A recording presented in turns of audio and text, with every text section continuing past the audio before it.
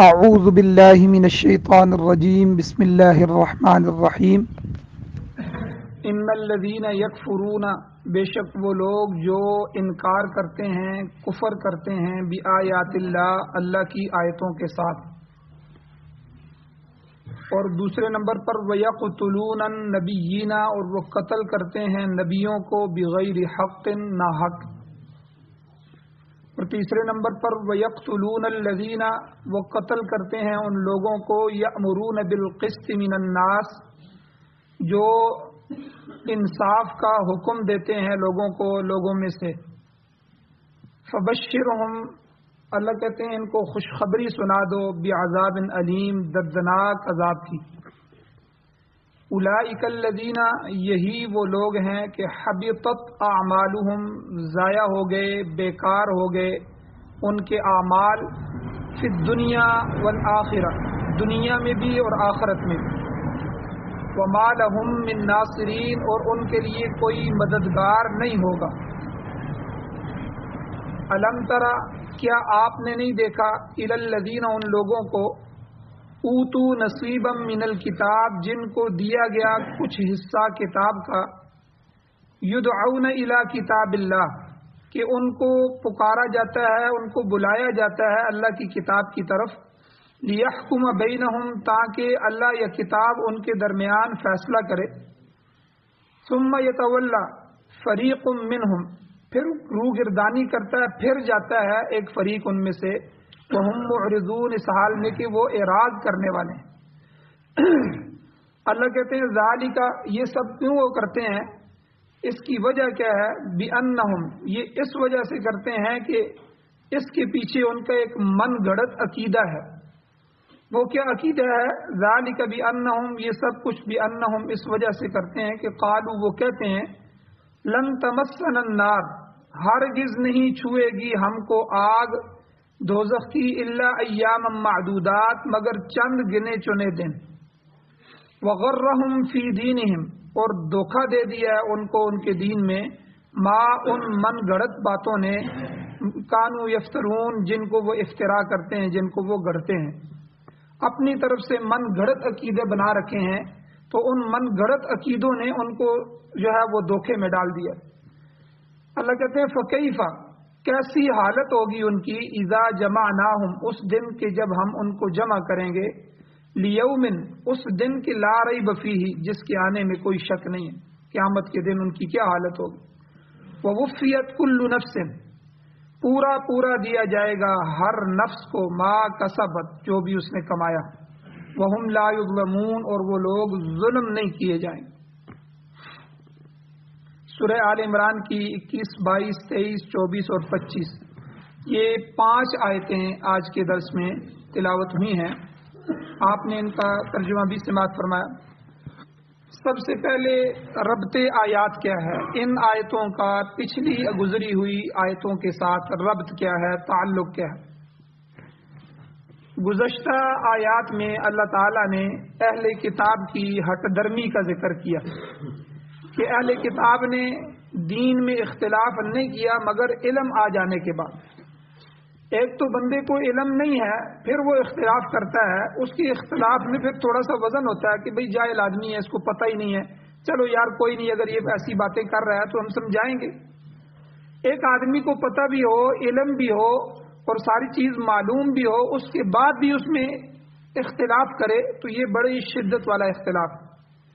اللہ نے کہا کہ اہل کتاب نے جو دین سے اختلاف کیا، جو حضور سے اختلاف کیا، حضور کے جو ہے منکر ہو گئے، حالانکہ حضور کے انتظار تھے، منتظر تھے کہ آخری نبی آخر الزمان ابھی آنے والا ہے اور ہم اس پر ایمان لائیں گے، تو اب اس سب کے باوجود انہوں نے انکار کیوں کر دیا؟ تو اللہ نے کہا کہ بغیم بینہم، یہ صرف اور صرف سرکشی، حسد، بغض، اناد کی وجہ سے کہ انہیں اسلام سے بغض تھا، حضور سے بغض تھا، اس بغض کی وجہ سے انہوں نے انکار کیا۔ انہوں نے دنیا کی جاہ اور مال اور ریاست اور اقتدار کی خاطر دین حق کو قبول نہیں کیا۔ نیز پیچھے یہ بھی بیان ہوا کہ جو کوئی اللہ تعالیٰ کی آیات کا انکار کرے گا وہ اللہ کی گرفت سے بچ نہیں سکتا۔ اس کے بچنے کی ایک ہی صورت ہے کہ وہ اللہ کے سچے دین کو مان لے، صحیح عقیدہ اختیار کر لے اور خدا تعالی کا مطیع اور فرما بردار بن جائے۔ وجہی للہ، ہم نے اپنے چہرے کو اللہ کے سپرد کر دیا۔ ومن اتبعن، پیچھے گزرا ہے، اور حضور نے فرمایا جو میرے اتباع کرنے والے ہیں انہوں نے بھی اپنے آپ کو اللہ کے حوالے کر دی، خدا کا مطیع، خدا کا فرما بردار بن جائے۔ ان آیات میں اہل کتاب کا ہی ذکر ہے۔ اللہ نے فرمایا اہل کتاب کے اندر طرح طرح کی بیماریاں تھیں، ان میں سے چند بیماریاں یہاں اللہ نے ان آیتوں میں ذکر فرمائی۔ یاد رکھیں جس طرح بیماری جسم کو لگتی ہے، کھانسی ہو گئی، نزلہ ہو گیا، زکام ہو گیا، یا کینسر ہو گیا، یا دوسری بڑی چھوٹی بیماریاں، ان کو جسمانی بیماریاں کہتے ہیں۔ اسی طرح بیماریاں روح کی بیماری بھی ہوتی ہیں۔ جسم اور روح دو چیزیں مل کر انسان بنتا ہے، اگر روح جدا ہو جائے تو وہ میت بن جاتا ہے، مردہ ہو جاتا ہے، اس کی کوئی اہمیت نہیں رہتی۔ تو یہ جو انسان چل رہا ہے زندگی میں، سانس لے رہا ہے، عمل کر رہا ہے، تو یہ دو طرح کی بیماریاں کا اس کو خطرہ ہے۔ یا تو جسمانی بیماری لگے گی یا روحانی بیماری ہے۔ روحانی بیماری کیا ہے کہ اللہ کا دشمن بن گیا، اللہ کے قرآن کا دشمن بن گیا، اللہ کی آیتوں کا انکار کرنے والا بن گیا، یا اللہ کی آیتوں کو تو تسلیم کرتا ہے لیکن جھوٹ کی عادت ہے، چغلی کی عادت ہے۔ تو اسی طرح یہ جتنے بھی گناہ کبیرہ ہیں، جتنے گناہ ہیں، یہ سب کے سب روحانی بیماریاں ہیں۔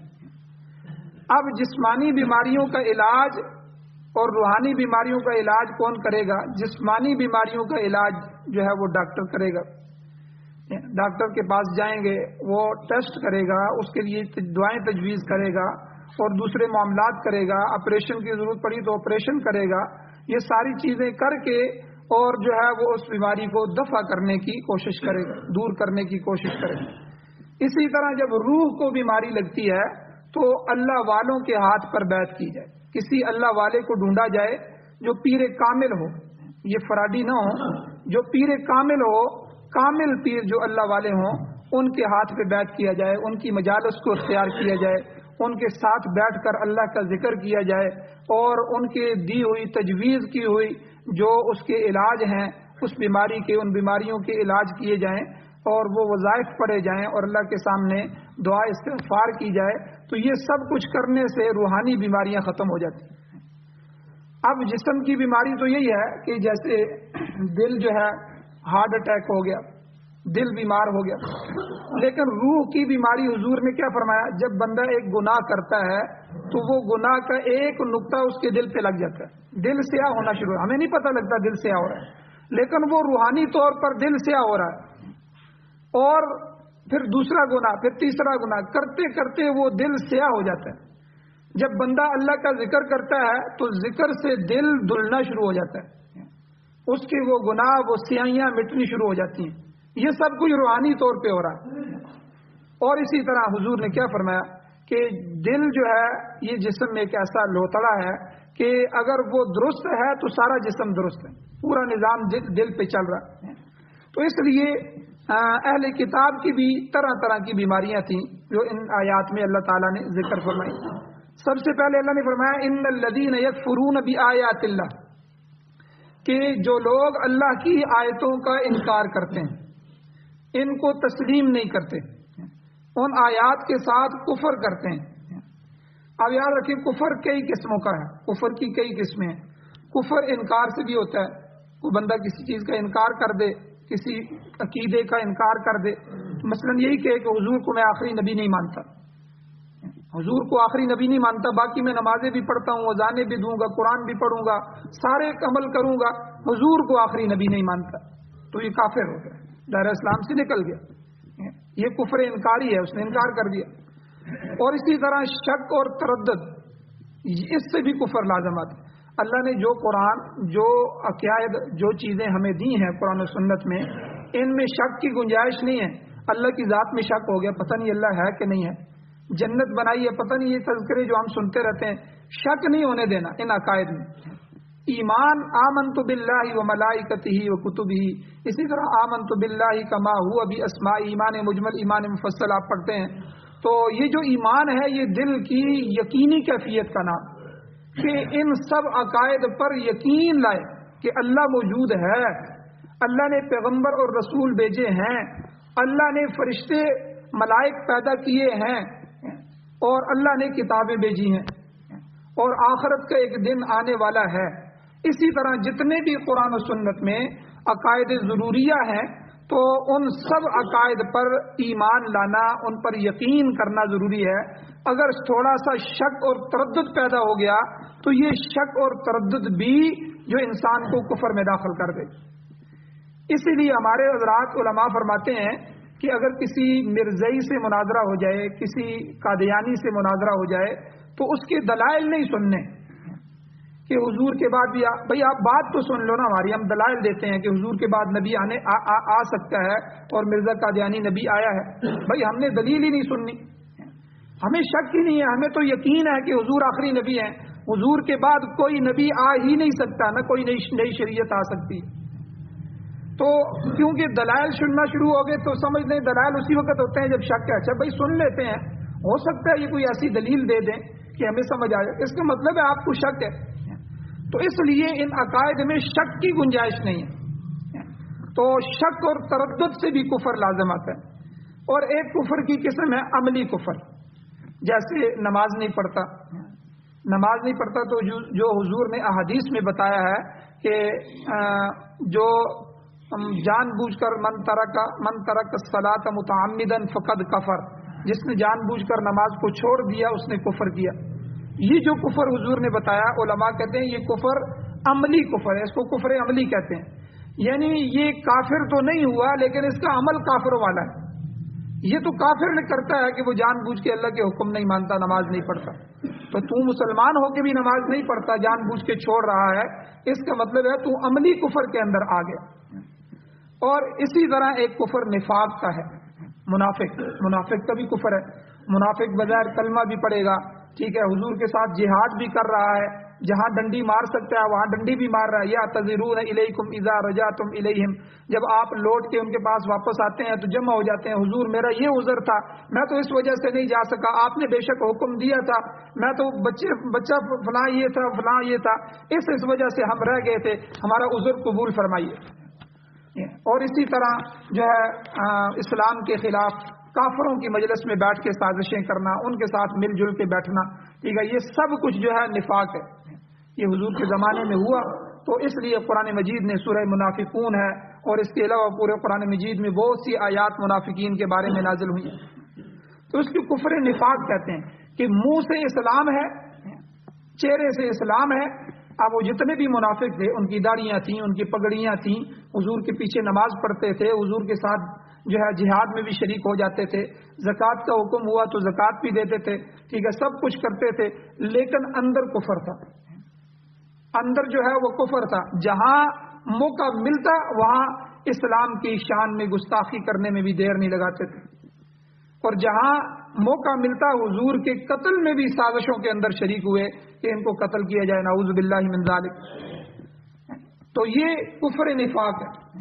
مگر ان سب کفر کی قسموں میں سے سب سے بڑا کفر اللہ کی آیات کا اور اس کے احکام کا انکار کرنا ہے، ان کو تسلیم نہ کرنا ہے۔ احکام الہی کا منکر مکمل کافر ہو جاتا ہے۔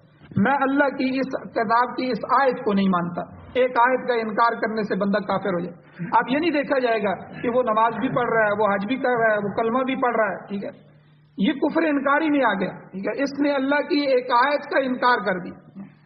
تو سب سے بڑا کفر اللہ کی آیات کا، اللہ کے احکام کا تسلیم نہ کرنا۔ تو یہ کفر والی بیماری جو مشرکین مکہ میں تھی، اس کے بعد اہل کتاب کے اندر بھی موجود تھی، یہود و نصارہ کے اندر بھی موجود تھی۔ تو حالانکہ وہ حضور کو پہچانتے تھے، جس طرح پچھلے درس میں گزرا ہے کہ وہ الذین یعرفونہ کما یعرفون ابناءہم، قرآن کہتا ہے وہ اس طرح پہچانتے تھے کہ جس طرح اپنی اولادوں کو پہچانتے ہیں، اپنے بیٹوں کو پہچانتے ہیں، بیٹوں کے پہچاننے میں بندہ بھول نہیں کر سکتا، اس طرح حضور کو پہچانتے تھے، کیونکہ حضور کی نشانیاں تورات اور انجیل میں لکھی ہوئی۔ اب انہوں نے ساری نشانیاں مٹا دی، ٹھیک ہے، ان میں تحریف کی، بلکہ جتنی بھی ان کی آیات تھی، احکام تھے، ان کتابوں میں تحریف کی، لیکن نشانیاں نہیں مٹائیں۔ وجہ یہ تھی کہ عیسائی بھی انتظار کر رہے تھے کہ نبی آخر الزمان آنے والے ہیں، ہم ان پر ایمان لائیں گے۔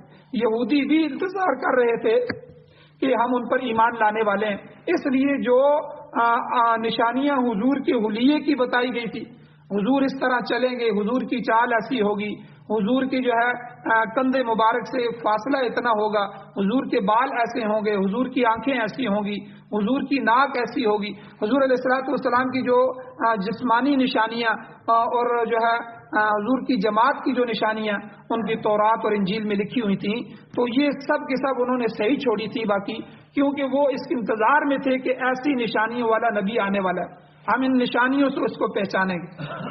اور جب حضور مدینہ میں آئے، اب یہودیوں کا کام بنتا تھا کہ وہ مدینہ میں، حالانکہ مدینہ یہودیوں کا وطن نہیں تھا، جو ہے یہودی وہ رہتے ہی فلسطین کے اندر تھے، شام کے اندر، وہاں سے وہ مدینہ کھجوروں والی سرزمین میں آئے اس لیے تھے کہ ان کی کتابوں میں یہ لکھا ہوا تھا کہ کھجوروں والی سرزمین میں یہ نبی آخر الزمان آئے گا۔ اب ان کے ابا و اجداد جو ہے وہ سینکڑوں سال پہلے آ گئے تھے کہ ہم نہیں صحیح تو ہماری اولادیں آگے آئیں گی، کسی نہ کسی وقت تو نبی آخر الزمان آئے گا، تو ہم سب سے پہلے ایمان لائیں۔ اور جب حضور آئے اور حضور کی ساری نشانیاں پہچان لی، سب کچھ کر لیا، تو ان کا کام تھا، ان کا حق بنتا تھا کہ وہ حضور کا انکار نہ کرتے بلکہ حضور پر ایمان لاتے، لیکن بغیم بینہم، آپس میں حسد، ضد، بغض اور عناد کی وجہ سے انہوں نے حضور علیہ السلام کا انکار کیا، اللہ کی آیات کا انکار کیا۔ تو یہ ایک بیماری اللہ نے اس آیت کے پہلے حصے میں ذکر کیا۔ لیکن دوسری بیماری جو اہل کتاب کی تھی وہ اس بیماری سے بھی خطرناک تھی۔ چلو اللہ کی آیتوں کا انکار کر دیا تو ٹھیک ہے، ختم ہوگی بات، لیکن دوسری بیماری کیا تھی؟ وَيَقْتُلُونَ النَّبِيِّينَ بِغَيْرِ حَقٍّ، اللہ کے نبیوں کو قتل کر رہے ہیں، اللہ کے نبیوں کو ناحق قتل کرتے تھے۔ حضور علیہ الصلوۃ والسلام کے زمانے کے یہود و نصارہ کو یہ باور کرایا جا رہا ہے، یہ بتایا جا رہا ہے کہ تکفیر آیات اللہ، اللہ کی آیتوں کی تکفیر اور قتل انبیاء کی بیماری یہ انہیں اپنے آباء و اجداد سے ورثے میں ملی ہے۔ یہ ایسے نہیں کر رہے بلکہ ان کے آباء و اجداد نے بھی ایسے کیا۔ جس طرح انہوں نے انبیاء کو ناحق قتل کیا، حضور علیہ السلام کے زمانے کے اہل کتاب بھی اسی روش پر چل رہے ہیں۔ حضرت ابو عبیدہ ابن جراح رضی اللہ تعالیٰ عنہ کی روایت موجود ہے کہ حضور خاتم النبیین صلی اللہ علیہ وسلم سے دریافت کیا گیا، پوچھا گیا کہ حضور قیامت کے دن سب سے بڑا مجرم کون ہوگا؟ سب سے بڑا مجرم؟ آپ علیہ الصلوۃ والسلام نے ارشاد فرمایا سب سے بڑا مجرم وہ ہوگا من قتل نبیا، جس نے اللہ کے نبی کو قتل کیا، او قتلہ نبی، یا بڑا مجرم وہ ہوگا جسے اللہ کا نبی قتل کر دے۔ یعنی کیا مطلب کہ نبی تو معصوم ہوتے ہیں، لوگوں کے خیر خواہ ہوتے ہیں، نبی انبیاء لوگوں کے ہمدرد ہوتے ہیں، لہذا ایسی ہستی کو قتل کرنا بلا شبہ بہت بڑا جرم۔ اور دوسری بات یہ ہے کہ اللہ کا نبی کسی کو ناحق قتل نہیں کرتا، جس کو نبی قتل کر دے وہ بھی یقیناً بہت بڑا مجرم ہوگا، اس میں شک کی کوئی گنجائش نہیں ہے۔ غرض کہ نبی کا قاتل ہو یا نبی کا مقتول ہو، دونوں بڑے مجرموں میں شمار ہوتے ہیں۔ قتل ناحق اس قدر بری چیز ہے، عام مومن کو قتل کرنا، عام مسلمان کو قتل کرنا، حضور نے کیا فرمایا؟ حضور نے فرمایا ایمان والے کو قتل کرنا کعبے کو گرانے سے بڑا برا ہے۔ ایک آدمی کعبے کو جا کر ڈھا دیتا ہے، بیت اللہ کو جا کر گرا دیتا ہے، کتنی بڑی توہین ہے، لیکن اس کے مقابلے میں ایک بندہ کسی مسلمان مومن آدمی کو قتل کرتا ہے، اللہ کے ہاں یہ جرم اس کا اس جرم سے زیادہ ہے، اتنا بڑا جرم ہے قتل ناحق۔ پھر نبی کو قتل کرنا یا نبی کے ہاتھوں قتل ہو جانا، یہ کتنا بڑا مجرم ہوگا۔ تو بہرحال بعض روایاتوں میں آتا ہے، بعض حدیثوں میں آتا ہے کہ نبی کریم صلی اللہ علیہ وسلم نے فرمایا کہ بنی اسرائیل نے صرف ایک دن میں اللہ کے 43 نبیوں کو قتل کیا، 43 نبیوں کو ایک دن میں قتل کیا۔ وجہ کیا تھی؟ وہ لوگوں کو اچھی باتیں بتاتے تھے، برائی سے روکتے تھے، امر بالمعروف و نہی عن المنکر کرتے تھے، مگر وہ لوگ مشتعل ہو کر غصے میں آ کر انبیاء کو قتل کر دیتے تھے۔ انبیاء کے قتل کے بعد کچھ نیک لوگ آئے جو نبی تو نہیں تھے لیکن ان کے مجلس والے تھے، ان کے ماننے والے تھے، نیک لوگ، انہوں نے بھی امر بالمعروف نہی عن المنکر کا کام شروع کر دیا، لوگوں کو تان ملامت کی کہ تم نے اللہ کے نبیوں کو قتل کر دیا، یہ تم نے کیا کیا؟ وہ تمہیں اچھی باتیں بتاتے ہیں، برائیوں سے روکتے ہیں، تم اس کے بدلے میں ان کو قتل کرتے ہو۔ نتیجہ کیا ہوا کہ ان بدبختوں نے اسی دن پچھلے پہر میں 112 آتا ہے، بعض روایتوں میں 170 آتا ہے، نیک لوگوں کو بھی قتل کیا، 43 نبیوں کو قتل کیا، اور نیک لوگ جب آگے سمجھانے کے لیے آئے تو 112 یا 170 اسی ایک دن میں پچھلے حصے میں، دن کے پہلے حصے میں نبیوں کو قتل کیا، دن کے دوسرے حصے میں ان نیک لوگوں کو بھی قتل کیا۔ یہ ان کا ایک دن کا کارنامہ تھا۔ اسی چیز کی طرف اللہ پاک نے اشارہ فرمایا اس آیت میں کہ جو کفر کرتے ہیں اور اللہ کے نبیوں کو ناحق قتل کرتے ہیں، اور وَيَقْتُلُونَ الَّذِينَ يَأْمُرُونَ بِالْقِسْطِ مِنَ النَّاسِ، ان لوگوں کو بھی قتل کرتے ہیں جو لوگوں کو انصاف کا حکم دیتے ہیں کہ انصاف کرو۔ قسط کا جو لفظ ہے یہ قرآن مجید میں متعدد مقامات پر آیا ہے، بہت سی جگہوں پہ آیا ہے۔ اس سے مراد عام طور پر انصاف لیا جاتا ہے، انصاف کرنا۔ جیسے ایک جگہ اللہ نے فرمایا قل، اے میرے نبی آپ فرمائیں ان کو، امر ربی بالقسط، میرے رب نے مجھے انصاف کا حکم دیا، انصاف کرو۔ اور سورہ رحمان کے اندر اللہ فرماتے ہیں وَأَقِيمُوا الْوَزْنَ بِالْقِسْطِ وَلَا تُخْسِرُوا الْمِيزَانَ، کہ یعنی کسی کے تول میں خرابی نہ کرو، ناپ تول میں انصاف قائم کرو، ترازو کے اندر انصاف قائم کرو۔ وجہ کیا ہے کہ انصاف کا قیام انسانیت کی بنیادی صفت ہے۔ اگر بندہ انصاف نہیں کرتا تو وہ انسان ہی نہیں رہتا، کیونکہ اگر آپ انصاف نہیں کریں گے تو معاشرہ ختم ہو جائے گا۔ اس کے ساتھ انصاف نہیں، اس کے ساتھ نہیں، جہاں کی عدالتیں انصاف نہ کر رہی ہوں تو پھر کیا ہوگا؟ قتل و غارت ہوگی۔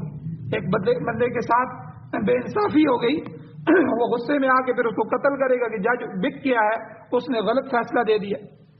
جہاں کی عدالتیں بے انصافی کو پروموٹ کریں، آگے لے کے آئیں، ٹھیک ہے، عدل وہاں ختم ہو جائے تو وہاں معاشرے کے اندر ظلم جو ہے، معاشرہ ظلم کا شکار ہو جائے۔ تو اس لیے انصاف کا قیام انسان کی بنیادی ضرورت ہے، بنیادی صفت ہے۔ پہلی آیت بھی گزر چکی ہے، اللہ نے پہلی آیت میں کیا فرمایا؟ قائما بالقسط، اللہ تعالیٰ خود بھی انصاف کرتا ہے، وَأُولُو الْعِلْمِ، اور دوسروں کو بھی، اہل علم بھی انصاف کرتے ہیں، اللہ ان کو بھی انصاف کا حکم دیتا ہے۔ بخاری شریف کی روایت میں آتا ہے کہ اللہ تعالیٰ نے فرمایا، حدیث قدسی ہے، اللہ ارشاد فرماتے ہیں انی حرمت ظلما علی نفسی، اے میرے بندو میں نے ظلم کو اپنے اوپر حرام کر دیا، میں کبھی ظلم نہیں کرتا، اللہ ظالم نہیں ہو سکتے۔ اور وجعلتہ بینکم حراما، اے بنی آدم تمہارے درمیان بھی ظلم حرام ہے۔ جب میں نے اپنے اوپر ظلم کو حرام قرار دیا کہ میں ظلم نہیں کروں گا، دنیا میں بھی نہیں کروں گا کسی کے ساتھ، اور آخرت میں بھی نہیں کروں گا، تو تمہارے لیے بھی میں نے حرام قرار دیا کہ تم بھی جو ہے فلا تظلموا، تم بھی ایک دوسرے پر ظلم نہ کرو۔ اور اسی طرح اللہ تعالیٰ کے اس واضح حکم کے باوجود اہل کتاب کا شیوا طریقہ یہ تھا کہ وہ اللہ کے نبیوں کو بھی قتل کرتے تھے اور ان لوگوں کو بھی قتل کرتے تھے جو انصاف کا حکم دیتے اور برائی سے روکتے۔ اب دیکھیں ہمارے زمانے میں بھی ان ظالم حکومتوں نے بہت سے علماء کو قتل کروایا۔ پولیس مقابلوں میں ہمارے ایسے ایسے علماء شہید کیے گئے، یہ بعد میں کہا گیا جی یہ بھاگ رہے تھے، پولیس مقابلہ ہوا پھر یہ مارے گئے۔ ایسے ایسے قیمتی علماء کو جو ہے جیلوں میں ڈالا گیا، پھر پولیس مقابلوں میں ان کو شہید کیا گیا۔ ٹارگٹ کلنگ کی گئی، مفتی نظام الدین شامزئی شہید رحمۃ اللہ علیہ، مولانا یوسف لدھیانوی شہید رحمۃ اللہ علیہ، کراچی کے بڑے بڑے علماء، ہمارے استاد مفتی عبد المجید صاحب بنوری ٹاؤن کے جو بڑے تھے تو صدر مفتی تھے، ان کو جو ہے گلی میں آتے ہوئے ظالموں نے شہید کر دیا۔ بے شمار علماء کو ٹارگٹ کلنگ کے ساتھ انہوں نے شہید کیا۔ اور انگریز جب آیا تھا ہندوستان میں، اس نے تو جو ہندوستان کے بڑے بڑے علماء تھے ان کو جو ہے سور کی کھالوں میں بند کر کے ان کو جو ہے درختوں کی شاخوں کے ساتھ لٹکا دیا۔ اور تاریخ کے اندر آتا ہے کہ دہلی ہے، دلی سے لے کر جو ہے کتنے 100 کلومیٹر تک جس درخت کے ساتھ گزرتے تھے کسی نہ کسی عالم کی لاش لٹکی ہوتی، اتنا ظلم کیا گیا اہل علم کے ساتھ۔ تو یہ صرف پہلی لوگوں کے حالات نہیں تھے کہ تو یہاں بھی یہی ہوا کہ حضور علیہ الصلوۃ والسلام کے زمانے میں بھی خیبر کے یہودیوں نے حضور کی دعوت کی، انہوں نے کہا کہ حضور ہم آپ کی دعوت کرتے ہیں، آپ آئیں. اب جب حضور علیہ الصلوۃ والسلام دعوت کو قبول فرماتے تھے، ان کو پتا تھا کہ اللہ کے نبی کی ایک عادت یہ ہے کہ دعوت قبول فرماتے ہیں. تو جب وہ چلے گئے تو حضور علیہ السلام کے کھانے میں زہر ملا دیے. کئی صحابی وہاں شہید ہو گئے، لیکن حضور علیہ السلام کو اللہ نے بچانا تھا. تو اس زہر کا اثر ایسا ہوا کہ جب حضور فوت ہونے لگے بعد میں جا کے، تو اس وقت بھی حضور فرما رہے ہیں کہ میں دیکھ رہا ہوں کہ اس زہر کا اثر اب بھی میرے اندر جاگ رہا ہے. تو اسی وجہ سے کئی علماء یہ کہتے ہیں کہ اللہ نے میدان جہاد کے اندر حضور کو شہادت نہیں دی، اس کی کئی حکمتیں مصلحتیں ہیں، لیکن یہ جو زہر دیا گیا تھا اور آخر میں زہر کا اثر جو جاگ گیا تھا، اسی وجہ سے حضور کو شہادت ملی، حضور شہید ہوئے. تو بہرحال دیکھیں یہ مدینہ کے یہودی ہیں، انہوں نے حضور کو زہر دیا، اللہ نے بچا دیا، لیکن یہ بھی وہی کر رہے ہیں، نبیوں کا قتل کر رہے ہیں. اسی طرح یہ تو خیبر کے یہودی تھے جنہوں نے یہ کیا، خیبر میں بلا کر حضور کی دعوت دی اور حضور کی دعوت میں کھانے میں زہر ملا دیا. جو مدینہ طیبہ شہر کے اندر رہنے والے بنو نذیر، بنو قینقاع جو ان کے قبیلے تھے بڑے، ان کی بستی میں انہوں نے سازش کی حضور کے خلاف کہ حضور کو بلائیں گے اور یہ فلاں مکان کے اوپر ہم پتھر رکھیں گے، بڑا پتھر، بڑی چٹان، اور ہم ادھر کھڑے ہو جائیں گے اور حضور جو ہے ادھر کھڑے ہوں گے. تو ہم اوپر سے ایک دفعہ یہ پتھر گرائیں گے اور نیچے جو ہے یہ دب کے مر جائیں گے. اتنی بڑی سازش مدینہ کے اندر حضور کے خلاف کی گئی. تو حضور جانے لگے تو اللہ کی طرف سے وحی آ گئی، اللہ نے بتلا دیا کہ یہ آپ کے خلاف سازش کی ہے. حضور وہاں سے فوراً نکل گئے. تو یعنی دیکھیں کہ یہ اہل کتاب کی یہ طریقے تھے، یہ روش تھے کہ انبیاء کو قتل کرتے تھے. تو اس لیے یہاں اللہ تعالیٰ نے فرمایا کہ اس آیت میں اہل کتاب کی یہ خصلت بیان فرمائی کہ وہ اللہ کے نبیوں کو اور حق و انصاف کے جو داعیان تھے، دعوت دینے والے، امر بالمعروف نہی عن المنکر کرنے والے، ان کو قتل کرتے تھے. قسط اور عادل یہ ہم الفاظ مانا ہے، دونوں ظلم کے برعکس مقابلے میں آتے ہیں. اللہ تعالیٰ نے قرآن پاک میں جگہ جگہ عدل کا حکم دیا ہے. اللہ فرماتے ہیں ان اللہ یأمر بالعدل والاحسان، اللہ تعالیٰ تمہیں عدل کا اور احسان کرنے کا حکم دیتے ہیں. دوسری جگہ اللہ نے فرمایا اعدلوا هو اقرب للتقوی، یعنی اللہ تعالیٰ تمہیں عدل اور احسان کا حکم دیتا ہے اور یہ عدل کرو جو کہ تقوی سے قریب تر ہے. یعنی جو تقوی کا حکم ہے عدل کا بھی وہی ہے، یہ تقوی کے قریب ہے. عدل اور قسط کا مفہوم بڑا وسیع ہے، اس میں عقیدہ بھی داخل ہے کہ تم عقیدے میں بھی عدل انصاف کرو، غلط عقیدوں میں نہ جاؤ، یعنی ایمان پر توحید پر قائم رہو. عدل کا لفظ کفر اور شرک کے الٹ بھی ہے، کفر نہ کرو، عدل کرو، یعنی ایمان لو، اسلام پر آ جاؤ، جس کا مطلب یہ ہے کہ اپنے عقیدے کو بھی پاک رکھو، آپس میں بھی ایک دوسرے کی جان مال عزت آبرو کی حفاظت کرو، خیال رکھو. یہ سب قسط میں داخل ہے. اور آخری جملہ جو اللہ نے فرمایا اس آیت کا، فرمایا انبیاء کے قاتلوں اور حق و انصاف کے دشمنوں کے متعلق حکم یہ ہے فبشرہم بعذاب علیم، انہیں دردناک عذاب کی خوشخبری سنا دیجیے. اچھا، خوشخبری تو ہوتی ہے اچھی چیز کی، کسی کی اولاد پیدا ہوئی، بھئی آپ کے اللہ نے بچہ دیا، آپ کو مبارک ہو، یہ خوشخبری ہوتی ہے. کسی کا جو ہے اچھا کام ہو گیا، اس کو مبارک دینا، اس کی خوشخبری دینا. خوشخبری اچھے کام کی ہوتی ہے، برے کام کی خوشخبری نہیں ہوتی. جب آپ کسی کو برے کام کی خوشخبری دینا چاہتے ہیں، اس کا مطلب ہے کہ آپ اس کو چڑھانا چاہتے ہیں، آپ اس کو اور درد کے اندر لانا چاہتے ہیں، کیونکہ وہ پہلے ہی درد میں ہے، آپ اس کو اور درد میں تکلیف میں لانا چاہتے ہیں. تو جیسے کوئی کسی کا بچہ ایکسیڈنٹ ہو جائے، وہاں روڈ پہ مارا جائے، حادثہ ہو جائے، اور کوئی بندہ اس کا دشمن اس کو آ کے کہے بھائی تجھے بڑی بڑی مبارک ہو. بھائی کس کی مبارک دے رہے ہو؟ تیرا بچہ وہاں گاڑی کے نیچے کچلا گیا، مر گیا. اب اس کو کتنی تکلیف ہوگی. تو یہاں بھی اللہ نے فرمایا فبشرہم بعذاب علیم. یہ خوشخبری کا لفظ تحکم کے طور پہ آتا ہے کہ مقصد یہ ہے کہ ایسے لوگوں پر واضح کر دیے کہ تمہارا انجام دنیا میں بھی برا ہوگا، ایسے لوگ دنیا میں بھی گھاس پھوس کی طرح کاٹ دیے جاتے ہیں. ظالم سمجھتا ہے کہ وہ نسل بعد نسل دنیا میں قائم رہے گا، مگر اللہ تعالیٰ ان کو ہمیشہ کے لیے مٹا دیتا ہے. آپ دیکھیں یزید کا واقعہ آپ کے سامنے ہے. خاندان سادات کا مکمل خاتمہ کیا گیا. آپ دیکھیں کوئی نہیں چھوڑا گیا کربلا کے میدان میں. صرف ایک بچہ امام زین العابدین رحمۃ اللہ علیہ بچے تھے، بیمار ہونے کی وجہ سے وہ خیمے سے ان کو باہر ہی نہیں لایا گیا. خیمے میں وہ بچہ پڑا ہوا تھا، بیمار تھا. بیمار ہونے کی وجہ سے یہ ایک بچہ بچ گیا حضور کے خاندان کے اہل بیت کا. اب اللہ نے جو ہے اہل بیت کو دیکھیں، امام حسین رضی اللہ تعالیٰ عنہ کی نسل کو اللہ نے کس طرح چلایا. دنیا میں آج ہر جگہ سید موجود ہیں، حسینی موجود ہیں، سادات موجود ہیں. اس ایک بچے سے آگے پھر حضور کی ساری نسل چلی. لیکن اس کے مقابلے میں آپ دیکھیں یزید ہے، یزید کے 15 بیٹے تھے اور 5 بیٹیاں تھیں. امام ابن کثیر رحمۃ اللہ علیہ نے البدایہ والنہایہ میں لکھا ہے کہ ان میں سے ایک بھی زندہ نہیں رہا، آگے اس کی نسل نہیں چل سکی. اللہ نے سب کو موت دے دی، آگے اس کی آج یزید کی پوری دنیا میں کوئی نسل نہیں. امیر معاویہ رضی اللہ تعالیٰ عنہ اللہ کے نبی کے صحابی ہیں، سچے سچے صحابی ہیں، ہماری محبتیں ان کے ساتھ ہیں.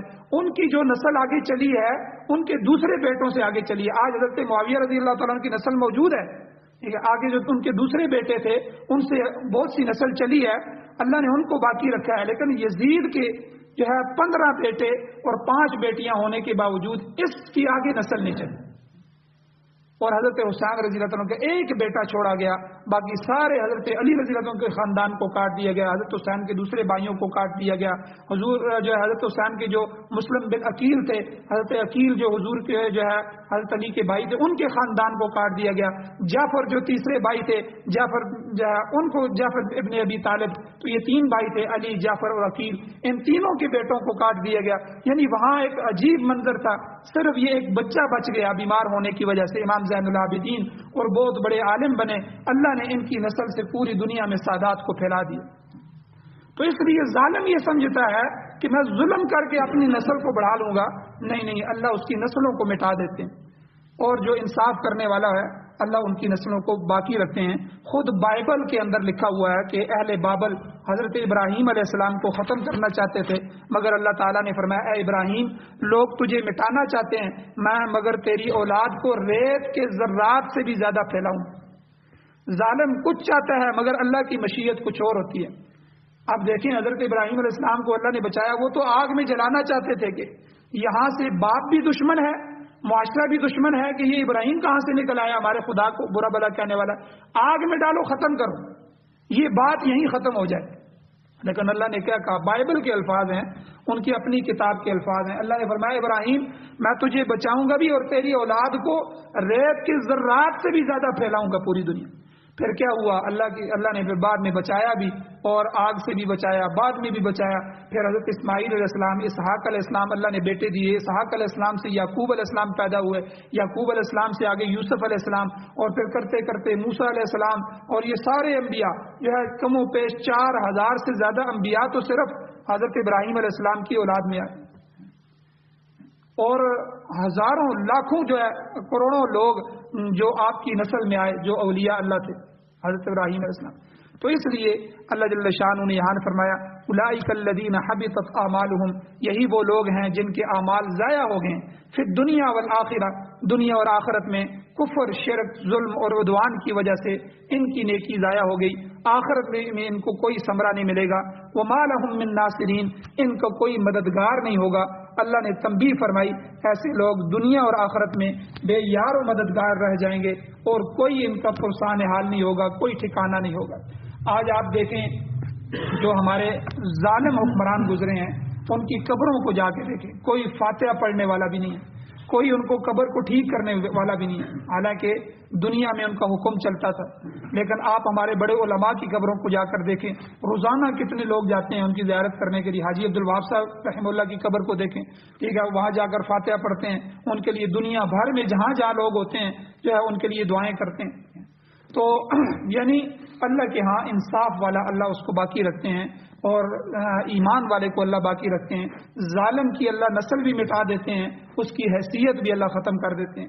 اللہ جل شانہ سے دعا اللہ ہمیں عمل کی توفیق عطا فرمائے.